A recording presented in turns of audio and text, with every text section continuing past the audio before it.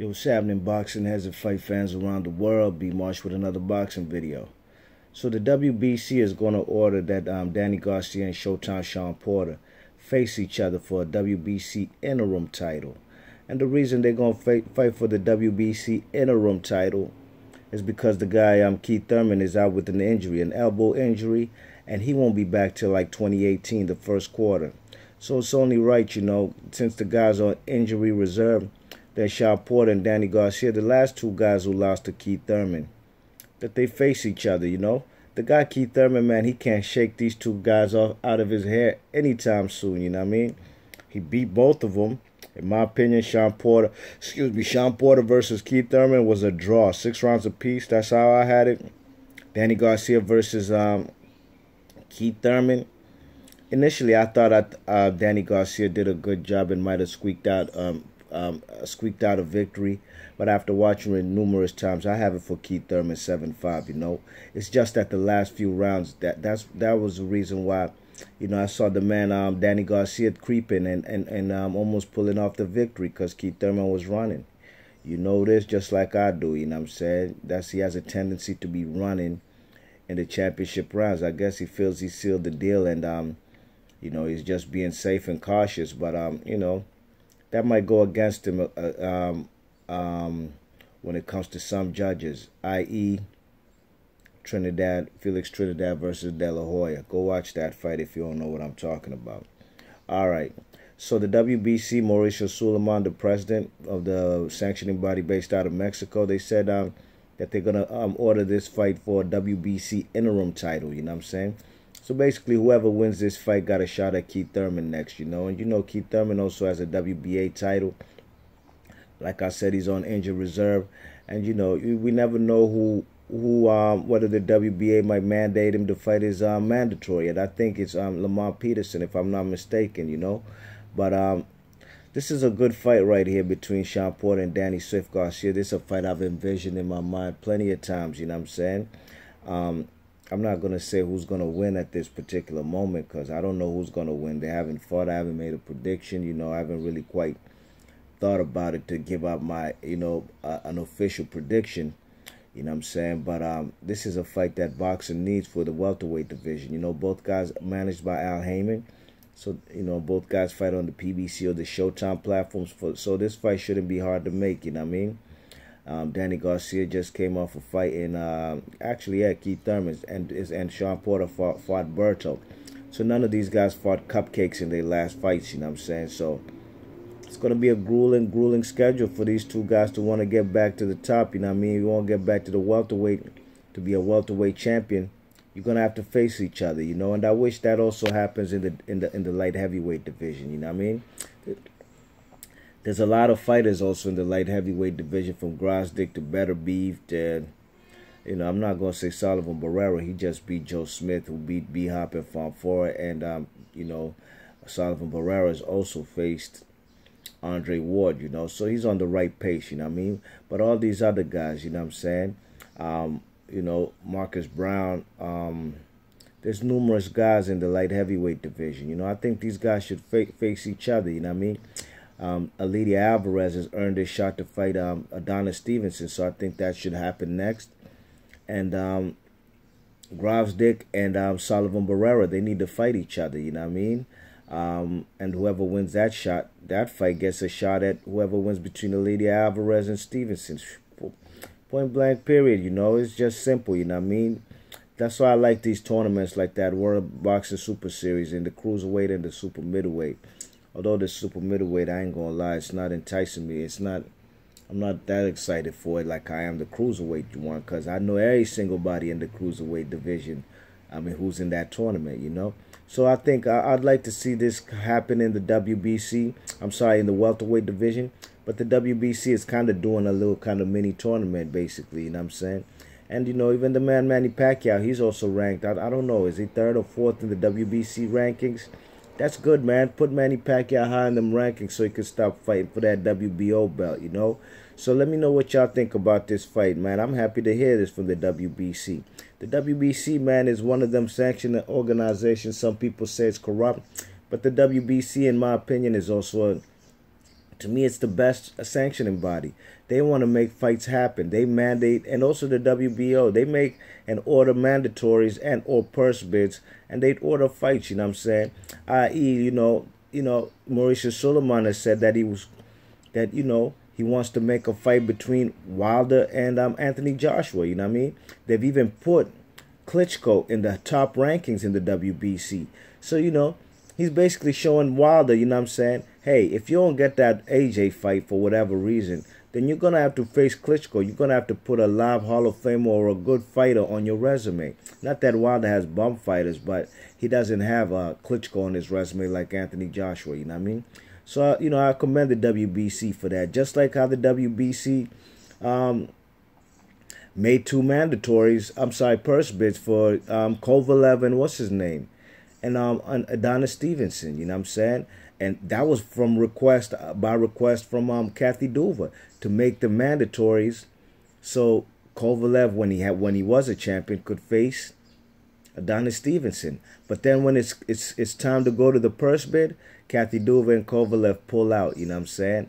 You check it. So, the WBC, or they said it themselves that Adonis Stevenson is not to blame for that. Kathy Duva pulled out twice, 2015 and 2016.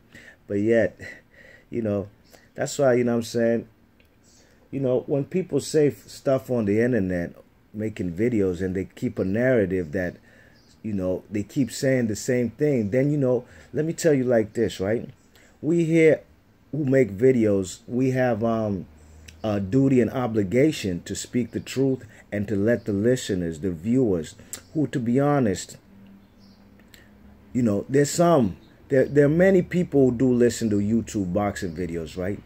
But for the most part, I could say there ain't too many of them. Or, let me put it like this. They basically come for information from these YouTube channels, okay? And, some people might like your commentary and really respect your commentary and your knowledge of boxing, and they believe everything you say, you know what I'm saying? They could believe everything you say. Like, for example, I could say that Prince Nassim is coming back and he's going to be fighting at super lightweight, 140. And he's going to be fighting O'Hara Davis as a tune-up fight. This is just an example. Now, if anybody really respected me or think that everything I say is the truth, man, they're going to believe that. You know what I'm saying? They're going to believe that. And then, or I could say Prince Nassim is ducking O'Hara Davis. This is just an example. This is totally, this is just an example. This is hyperbole, you know what I mean? You check it, and somebody might believe everything I say. You check it, but, they ain't go and do their own research. They ain't do their homework. They just took my word. And when everybody says that Kovalev, that Adonis Stevenson, when people make videos and say that Adonis Stevenson ducked Kovalev, well, that's not the truth. We already know that the guy, Kovalev, in main events and Kathy Duva, they pulled out of the purse bids twice. So what you want Adonis Stevenson to do? If the man, they pulled out twice, you want him to fight air? You want him to fight Kovalev's ghost or his shadow? So, fellas, when people make these videos, and it's funny, somebody might say in their video, yeah, I know Kovalev ducked Stevenson, but in their comment section, they'll go, or in so-and-so's comment section, they will say that Adonis Stevenson didn't fight this guy because he ducked him, So these are the type of things, I ain't gonna lie, these type of things could get somebody mad. Why people not speaking the truth or reporting, you know what I'm saying, the real facts about the situation, But, I ain't gonna get, you know what I'm saying, vexed to the point where I'm gonna go on fellas' channels and try to correct them and whatnot, because believe you me, there's a lot of channels out here who are full of shit and just make up videos, you know what I'm saying? Like I said, fellas just gotta just keep it real, you know what I mean? I mean, it's just like, you know what I'm saying? I mean, maybe there's a possibility that all these fights didn't happen for a guy like Adonis Stevenson. I know there's a Danny Garcia video, but, it's a possibility that these fights haven't happened because people don't want to get in the ring with him. People give the excuse for my favorite fighter, Rigo. Yeah, if Rigo's resume, yeah, he can't get the big names on his resume because people don't want to fight him, and people accept that, except, you know, the usual suspects, you know.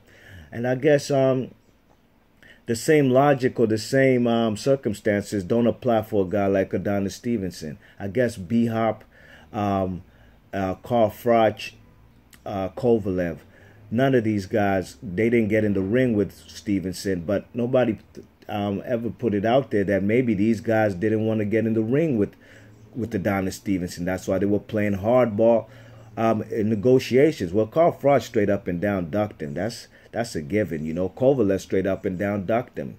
That's a given. But, you know, I went on a tangent, you know what I'm saying, about, you know, people just keeping it 100 and keeping it tall. And please report the truth, you know. I mean, it's a damn shame when grown-ass men have to lie, you know what I'm saying. And, yo, if you ever taking this personal, or, man, if the shoe fit, god damn it, if the shoe fit, man, you know, it's a damn shame when fellas gotta lie to you know, to boost, to upgrade, or what's the words I'm trying to use?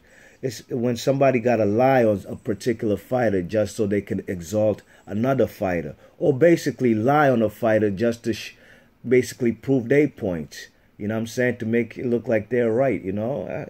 It's a damn shame when a grown-ass man got to do that, you know. It's a damn shame when a grown-ass man will try to tell you what you think about a situation, or